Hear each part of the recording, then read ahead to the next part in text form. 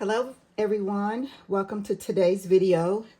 Today we will be working on sublimation. I'm going to make sublimation coasters. I got these from Hobby Lobby for $4.99. It's 4 in a pack. And sublimation is you print out your design on a sublimation printer, which is the design here that I've already printed. And I'm going to cut those apart and put each one on a separate coaster. In order to do that, we have to apply heat to the coaster, which we will do with my mini Easy Press. Actually, I'm going to use the big press this time because I want to get an even amount of heat and pressure on each of these coasters. So I'm going to cut these out because we don't want those black marks on them for sure. And we need them individualized. So I'm going to cut those out, each one separately. And the white won't show up. That won't print when it won't sublimate onto the actual panel itself. It will just be the colors that will show up. So you cut each one of these out, and then they will go on the coaster. And I'm going to do one of each, and I think I have more than one design on here twice, so I want to make sure I get 3 different ones. So those 4 different ones. So those are different, and then this one here is different. So, yeah, so that one. So, yes, I have 4 different coasters. So, let's move these. We don't need those. And before you actually sublimate, we will need to use alcohol to get any fingerprints or any residue that may be on the tile that may cause the print to not adhere properly. So I'm going to get some alcohol and wipe off each of the tiles. And move those out of there. And this is just my little alcohol spray. And then just wipe each of them off. Make sure there are no fingerprints from the factory or from me handling them now. That also, we want to make sure there is no dust on the tiles as well, because anything that's on the tile, you will see it when you sublimate on it. So I will also use my lint roller to remove any lint from the little cloth that I just used, just in case there is anything flying around in the air or that was on the cloth that I used, because any little speck of dust will show up as blue on the tile when we sublimate it. So the next thing we'll do is we will adhere these on the tile with heat resistant tape. So 1 per. And I'm going to center those a little bit better, but for now. And then we get our heat resistant tape. And we will put these on. You can, oh, you know what? I made a huge mistake. I did not mirror my design. It's not going to show up because if I turn that over, it's going to be upside down. So you know what? I have to reprint all of these and start all over again because these will not work for sublimation. So I'll reprint those and then I'll come back and show you how to actually sublimate onto these tiles. So stand by while I do that and I'll be right back. Welcome back, everybody. So we are going to resume with our project. I have mirrored our designs. Now you can see the difference when they're mirrored. And we will place them on our heating mat with cardstock and butcher paper because this is ink and it will bleed onto your surface. So we'll put this down on the tile and use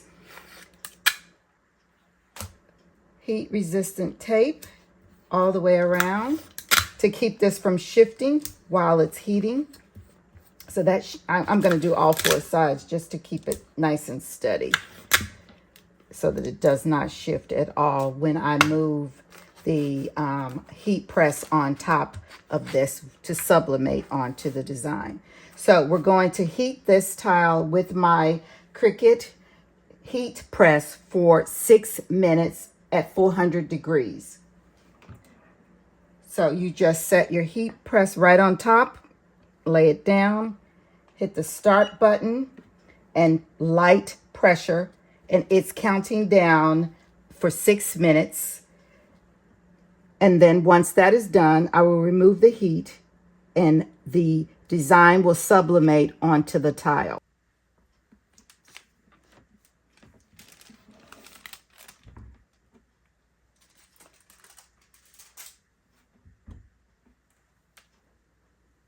All right, now this is very hot. I'm not going to touch it yet. And I can see the design coming through.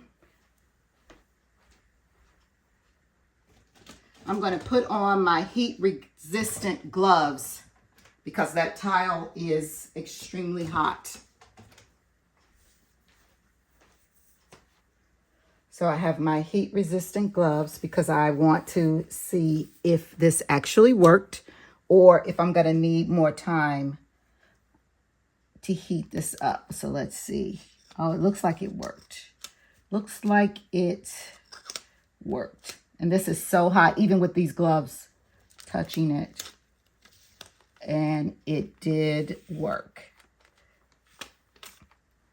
So now the ink is no longer on the paper. See the difference? How this is now transferred to here. So I need to remove this little piece of tape. And now that one is done. And I will start on the next one. And I'm going to sit this one to the side so that it can start to cool off. And place my next one on. And this one is not hot, so I can take my gloves off. Place that here. Add my heat resistant tape.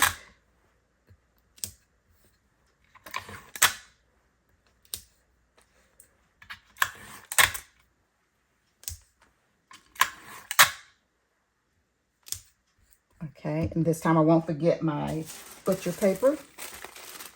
Place that right on top. And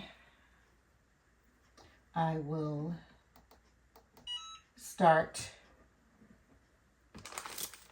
the heat again. Let's make sure it's right in the center. Okay. And you don't want to move that because if it moves, it will shift the design.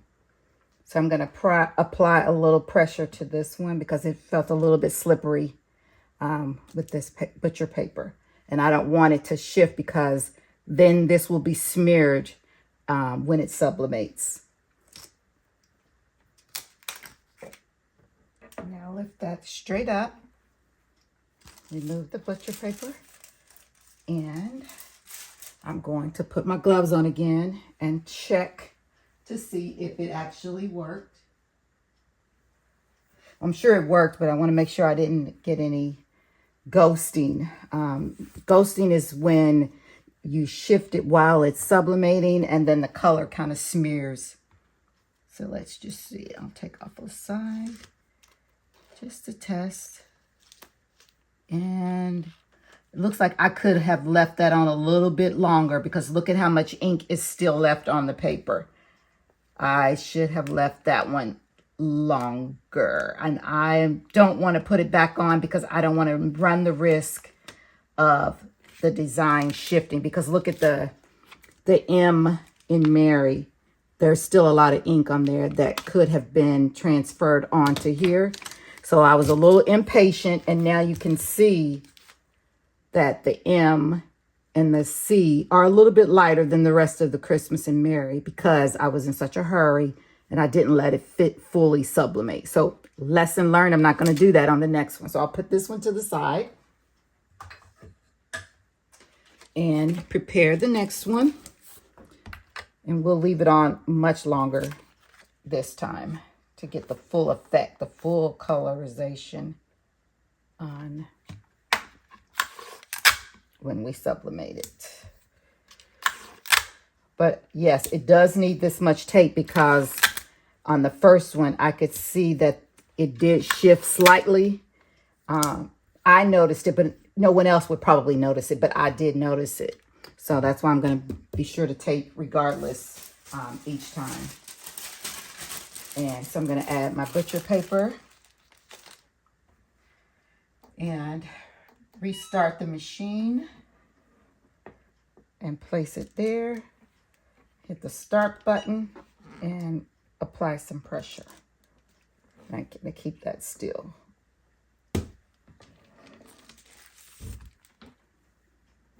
All right, this one looks like it might have worked. Let's see. Let's see if we got it on here.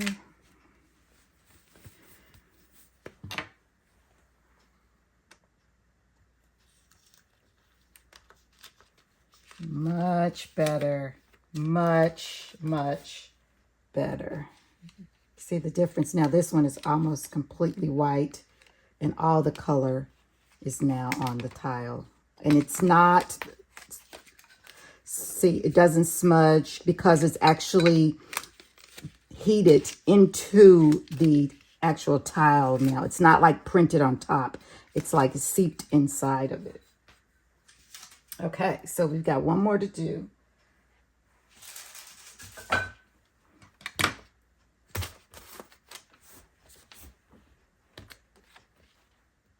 Add the tape.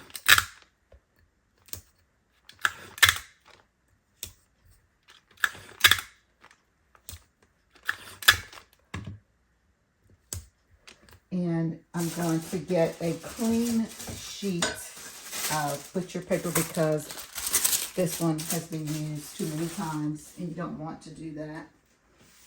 You only want to use it once, but because these are for me, I'm not so concerned. But if it were, if I were giving this to someone else as a gift or whatever, I would definitely change out the butcher paper just to make sure none of the ink gets onto the design that I don't want on it. It gets onto this and then onto my machine and also onto the design. So let's place that and hit start.